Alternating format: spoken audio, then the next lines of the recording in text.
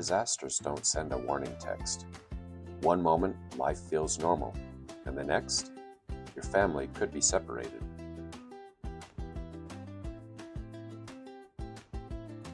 Most people assume they'll just call or text each other, but during emergencies, phone networks can fail fast. And when communication disappears, panic usually takes over. But there's a simple fix that takes about 15 minutes. Choose one family meeting point before an emergency happens. Preparedness doesn't have to be complicated. Small plans create big peace of mind.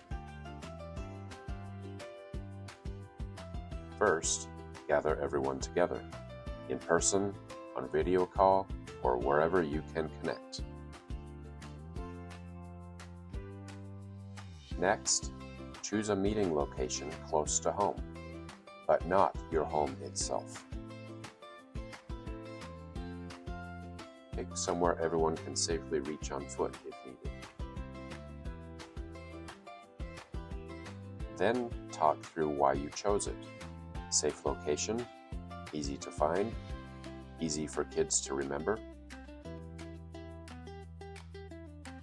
You may discover everyone had different assumptions, and that's exactly why this conversation matters. Write the meeting point down clearly. Address, landmarks, instructions. Keep it simple enough for a child to follow. If possible, visit the location together and take a photo. Visual memory helps people remember under stress. Post the card somewhere visible. The refrigerator, car, a backpack, anywhere your family sees often. You don't rise to the occasion in emergencies. You fall back on the level of your preparation. The goal isn't perfection. The goal is being ready enough to protect the people you love. Start today. If you want more simple drills like this, visit readywhenitcounts.com and start with the 15-minute fixes.